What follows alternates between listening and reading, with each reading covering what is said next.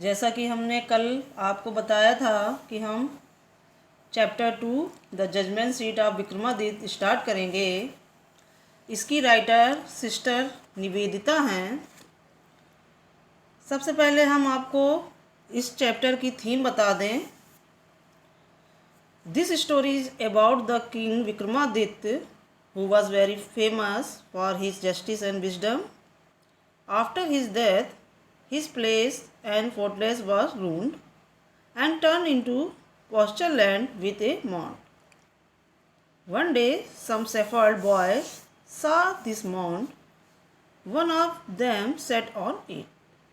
On sitting on the mound, he became serious and grave. He gave the decision as if spirit of knowledge and justice came to him.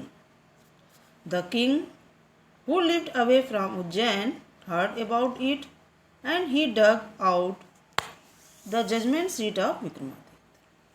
He tried to sit on it many times, but every time the angels who were supporting it asked him a question, which he could not answer satisfactorily. So he could not sit on it. Finally, last angel flew up into the sky bearing the judgment seat upon his head. Thus, the judgment seat of Vikramaditya disappeared from the earth forever. बच्चों, ये theme of the chapter थी। अब इसके बाद हम लोग lesson के text पढ़ना शुरू करेंगे और उसका एक्सप्लेन मैं हिंदी में बताऊंगी। ध्यान से देखिएगा।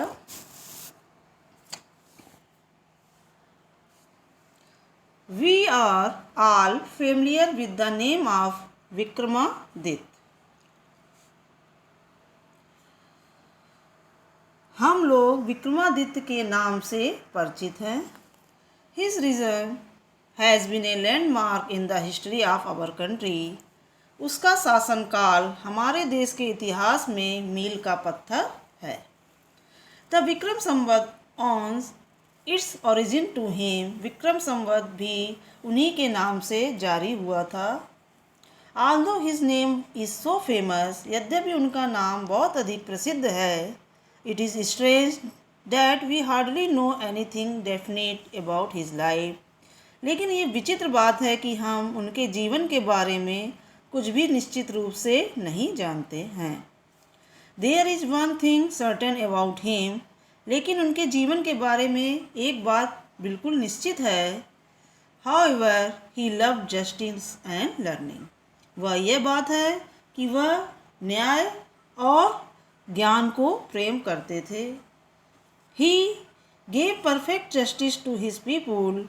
वह अपने लोगों को या अपनी प्रजा को पूर्ण न्याय देते थे।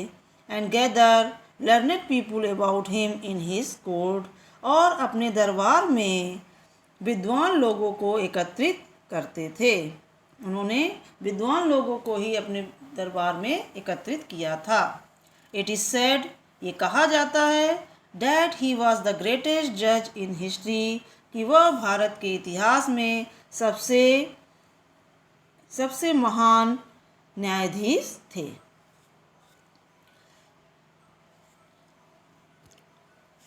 Vikramaditya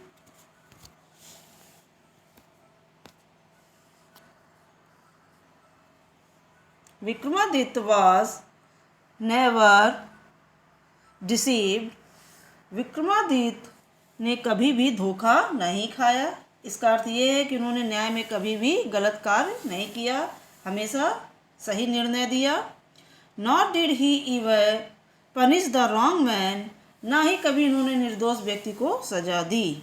the guilty trembled when they came before him.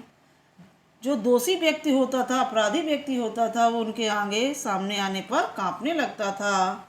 For क्योंकि they know that his eyes would look straight into their guilt. क्योंकि वो लोग जानते थे कि विक्रमादित्य की आंखें उनके दोषों को स्पष्ट रूप से देख लेंगी। And those who came to him with difficult problems were always satisfied by the way he solved them. और जो भी व्यक्ति अपनी कठिन समस्याओं को लेकर उनके पास आते थे वो हमेशा संतुष्ट होकर जाते थे उनके निर्णय के द्वारा. And so in India after him whenever any judge pronounced his judgment with great skill. इसलिए जब भारत में उनके बाद कोई भी न्यायाधीश बहुत ही कुशलता से निर्णय करता था, it was said of him, तो ये कहा जाता था, he must have sat on the judgment seat of Vikramaditya. लगता है कि वो विक्रमादित्य के न्याय के सिंहासन पर बैठा हुआ है. Has anyone ever seen the judgment seat of Vikramaditya? क्या किसी ने विक्रमादित्य के न्याय के सिंहासन को देखा है? Perhaps not, शायद नहीं. Because the seat does not exist anymore, क्योंकि वह सिंहासन का अब अस्तित्व नहीं है. I am going to tell you how it disappeared. अब मैं तुम्हें बताने जा रहा हूँ कि ये कैसे अदृश्य हो गया. After the death of Vikramaditya, the people of Ujjain in due course of time forget him. Vikramaditya की मृत्यु के बाद उज्जैन के लोग समय बीतने के साथ साथ उनको भूलते गए. His place and fortress were ruined. उनके महल किले सब नष्ट हो गए. The heaped up ruin having been covered with grass, dust and trees. और जो उनके खंडहरों के टीले थे वो भी घास, धूल, पेड़ों से ढक गए. And turn into the pasture land for feeding the cattle. और वो किस में परिवर्तित हो गए? चारागाह के रूप में परिवर्तित हो गए जानवरों के चरने के लिए. The village people used to send their house out to these pasture to graze. गांव के लोग अपने जानवरों को उस चारागाह में चरने के लिए भेजा करते थे. Early in the morning, the cattle would go in the care of shepherd boys and would not return till late in the evening. प्रातःकाल सुबह के समय सभी जानवर चरवाहे लड़कों की देख रेख में जाते थे उस चारागाह में और शाम तक वहीं पर रहते थे, फिर इसके बाद वापस आते थे. When it was time to return, जब वापस आने का समय होता था, a shepherd boy would call out from the edge of the pasture. तो एक चरवाहा लड़का चारागाह के किनारे पर खड़ा हो जाता था और सबको पुकारता था. And all the cattle along with their cowherd would gather round him. और सारे जानवर अपने चरवाहों के साथ वहाँ पर इकट्ठा हो जाते थे. And together they would turn homeward. और सब लोग इकट्ठा होकर घर की ओर लौटते थे. Such was the life of the shepherd boys in the village about Ujjain. Ujjain के आसपास के गांव के चरवाहे लड़कों का जीवन इसी प्रकार था. There were many of them and in the long day of the pasture they had plenty of time for fun. ऐसे लोगों की संख्या बहुत थी और उन व्यक्तियों के पास, उन बच्चों के पास उस चारागाह में दिन भर के लिए बहुत समय रहता था. यानी बहुत समय, सुबह से शाम तक वो लोग चारागाह में रहते थे, इसलिए उनके पास खेलने कूदने के लिए पर्याप्त समय रहता था.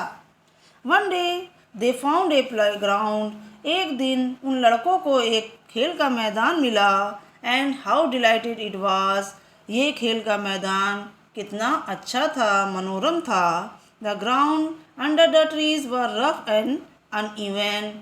जो पेड़ के नीचे का मैदान था वो बहुत ही खुदरा और असमतल था, यानी बराबर नहीं था. There were they here and there the end of the great stone peeped out. यहाँ वहाँ बड़े बड़े पत्थरों के सिर जो निकले हुए थे. And in the middle there was green mound. लेकिन बीच में एक हरा भरा टीला था. Which looked very much like a जज सीट. वो बिल्कुल ऐसा दिखाई देता था जैसे किसी न्यायाधीश का सिंहासन हो. At least one of the boys thought so and seated himself on it. अंत में उनमें से एक लड़के ने कुछ सोचा और उस टीले पर बैठ गया. आई से बॉयज, ही क्राइड. वह चिल्लाया, मैं कहता हूँ लड़के. लड़कों, आई शैल बी द जज, मैं अब जज बन जाऊंगा, न्यायाधीश बनूंगा। And you can bring all your cases before me, और तुम लोग सब मेरे सामने अपने मुकदमे ला सकते हो। And I will have trial, और मैं उनका फैसला करूंगा, यानी मैं उन मुकदमों का क्या करूंगा, फैसला करूंगा। Then he straightened his face and became very grave to act the part of the जज, अब उसने अपना चेहरा सीधा कर लिया और न्यायाधीश का काम करने के लिए गंभीर मुद्रा में बैठ गया। बच्चों, आज हम लोग यहीं तक इसकी हिंदी पढ़ेंगे, कल आगे का टेक्स्ट का एक्सप्लेन करेंगे। Thank you.